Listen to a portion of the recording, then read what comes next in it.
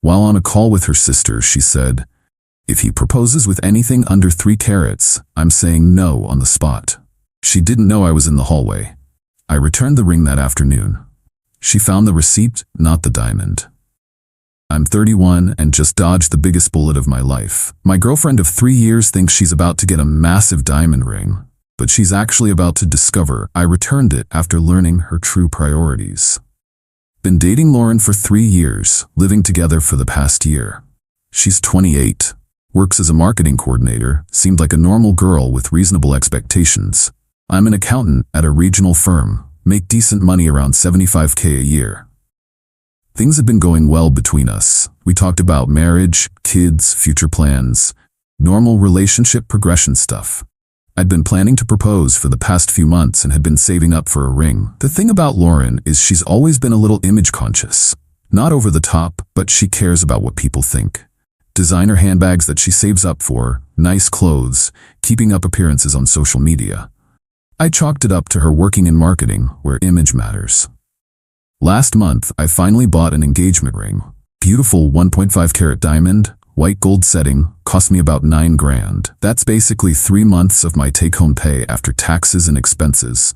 But I figured Lauren was worth the investment. The ring was perfect, classic solitaire setting, good quality diamond, exactly the style Lauren had mentioned liking when we browsed jewelry stores.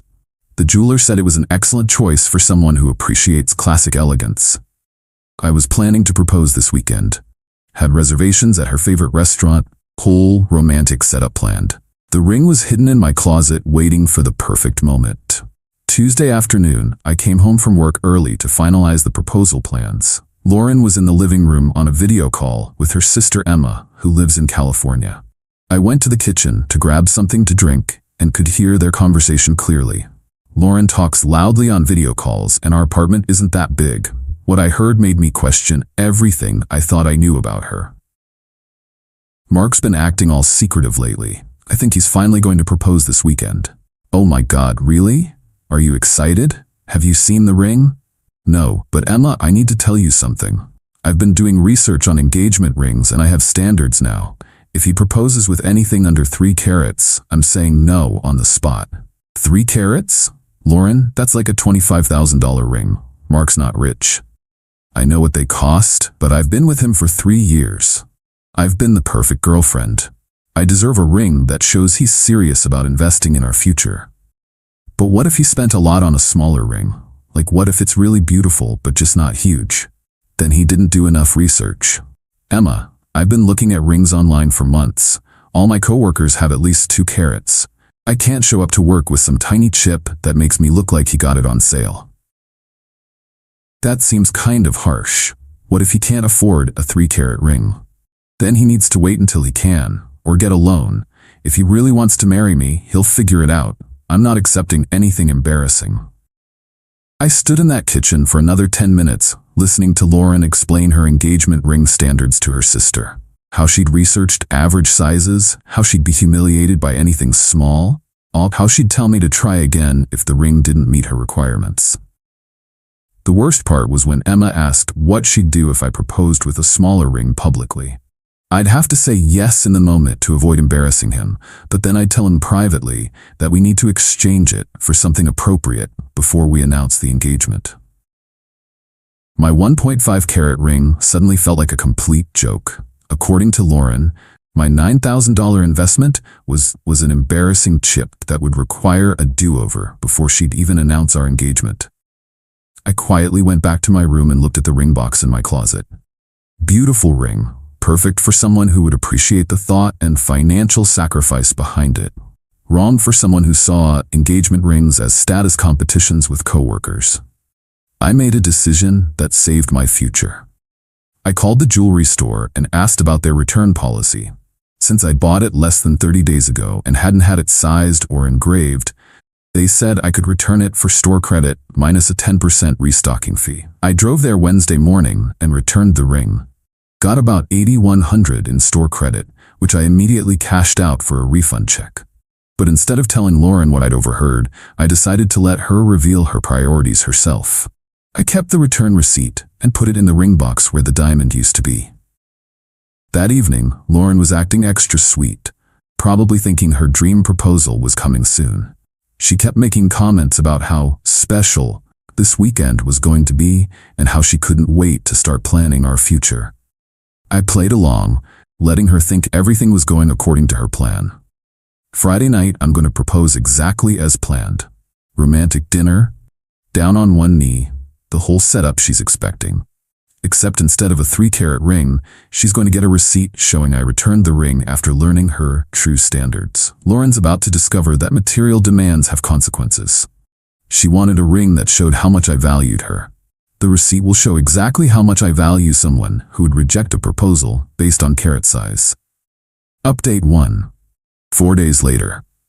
4 days since the proposal, and Lauren's still trying to convince people that her ring size requirements were reasonable expectations. The receipt reveal went exactly as I'd hoped. Friday night started perfectly. Lauren got dressed up for what she thought would be her dream proposal. She spent extra time on her makeup and kept checking herself in mirrors. We went to her favorite restaurant as planned. Lauren was practically glowing with anticipation, making comments about how perfect the evening was and how she remembered this night forever.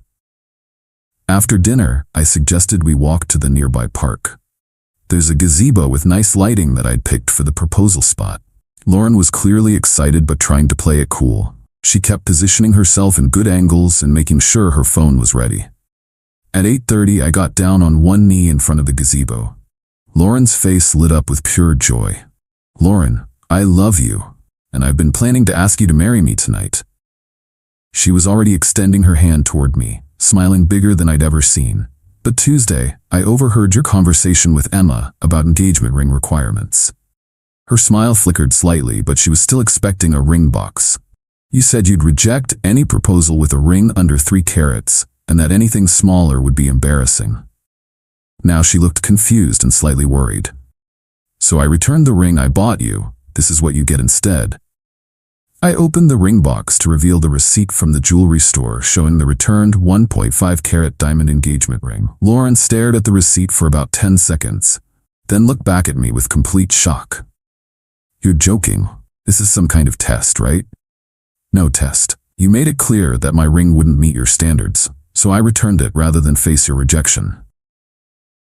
"Mark, I was just talking to my sister. I didn't mean I'd actually reject you. You said you'd say no on the spot to anything under 3 carats. You said you'd make me exchange it before announcing our engagement. I was just fantasizing about having a big ring. Every girl does that." "You spent 15 minutes explaining your minimum requirements and how you'd researched average ring sizes. That wasn't fantasizing." She started crying then. "Please don't do this. I love you. I would have said yes to any ring." "Really? Because you told Emma you'd have to say yes publicly to avoid embarrassing me, then make me exchange it privately." A few people in the park had noticed the commotion, but I kept my voice calm and quiet. "Can we please go home and talk about this privately?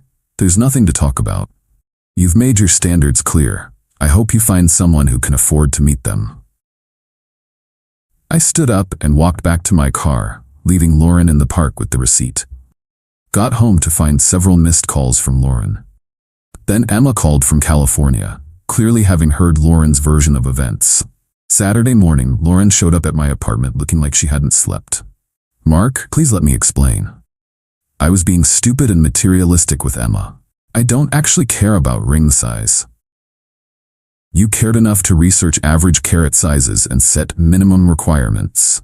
I was just caught up in wedding planning excitement. I would have been thrilled with whatever ring you picked.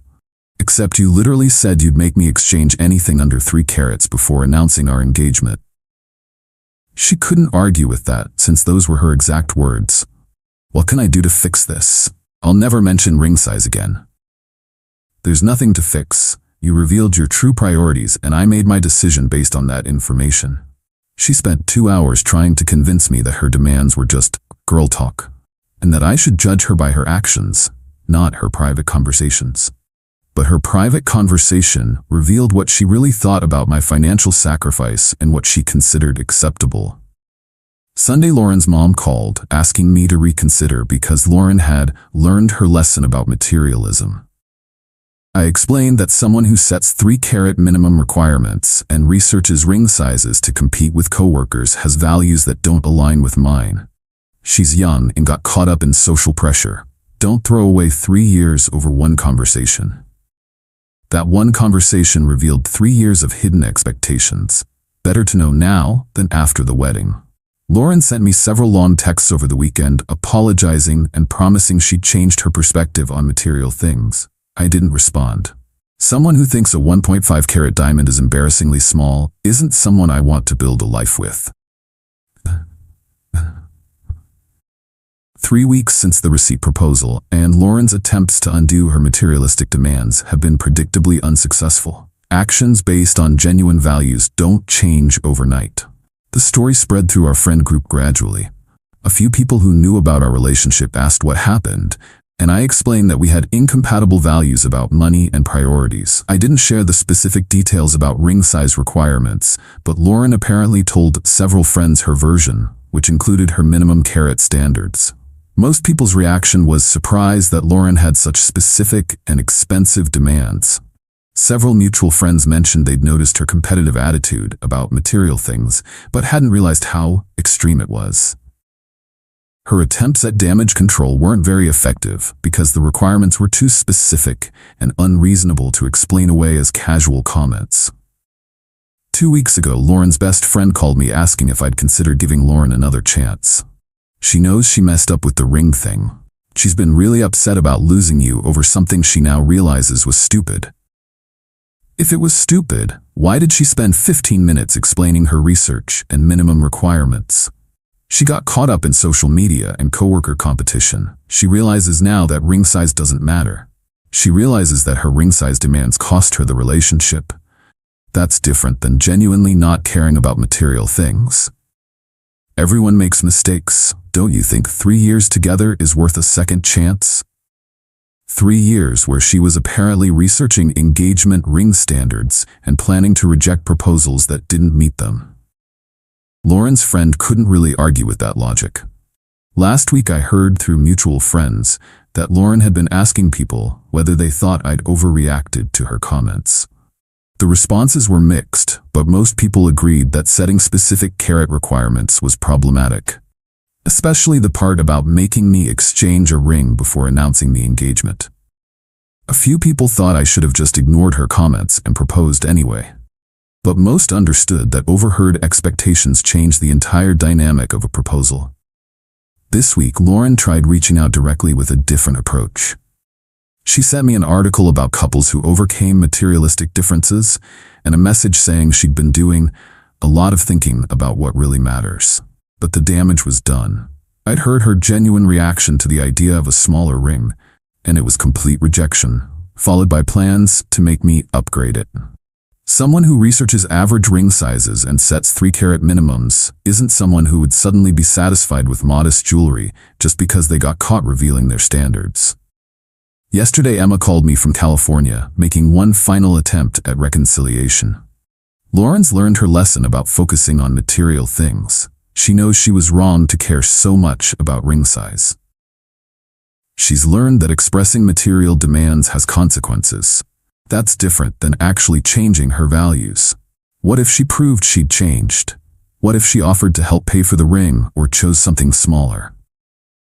Emma, she didn't just want a big ring. She researched standards, set requirements, and planned to reject anything that didn't meet them.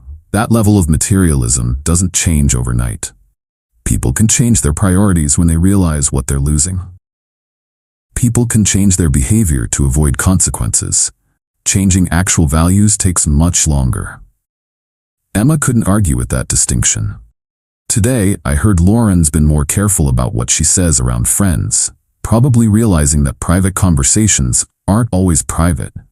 She's also apparently stopped talking about engagement rings and wedding planning with her social circle. But I heard what she said when she thought no one was listening. That conversation revealed her true priorities when she felt safe being honest. The receipt sits in my desk as a reminder that I made the right choice.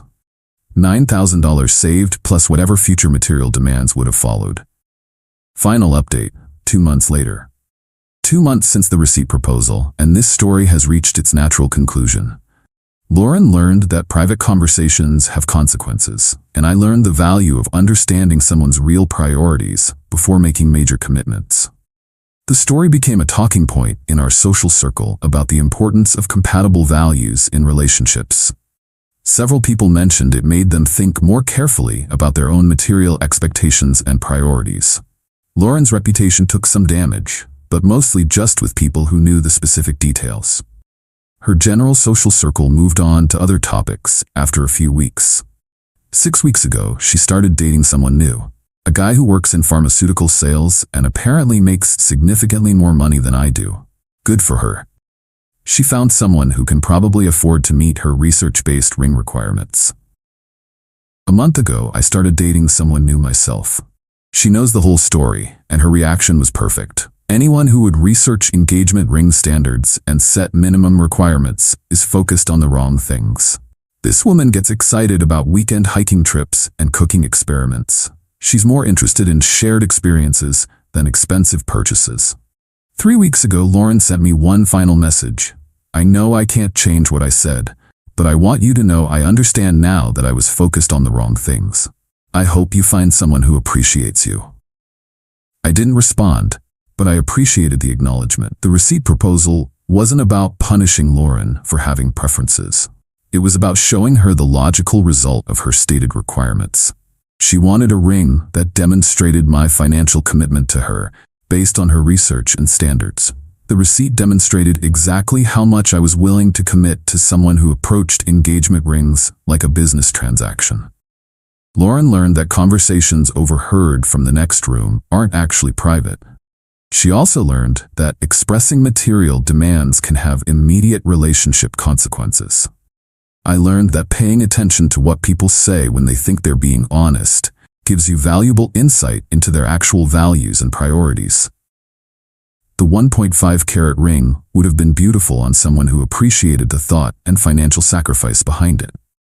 It was completely wrong for someone who had researched standards and would be embarrassed by anything small. Lauren wanted a partner who would meet her researched minimum requirements for engagement rings. She's free to find someone who shares those financial priorities. I wanted a partner who would be excited about marrying me regardless of material considerations. I found exactly that. The engagement ring industry lost a $9,000 sale, but I gained clarity about compatibility and values. Everyone got exactly what they prioritized. Lauren prioritized ring size research and minimum carat requirements. She's dating someone who can probably afford those standards. I prioritized genuine compatibility over material expectations. I found someone who shares my values about money and relationships. The receipt was just a way of showing Lauren that I'd heard her message clearly and understood her priorities perfectly. She wanted a proposal that met her research standards. I gave her exactly that. A proposal that perfectly reflected her stated requirements. The only problem was that her requirements and my values were completely incompatible. Better to discover that before spending $25,000 on a ring than after.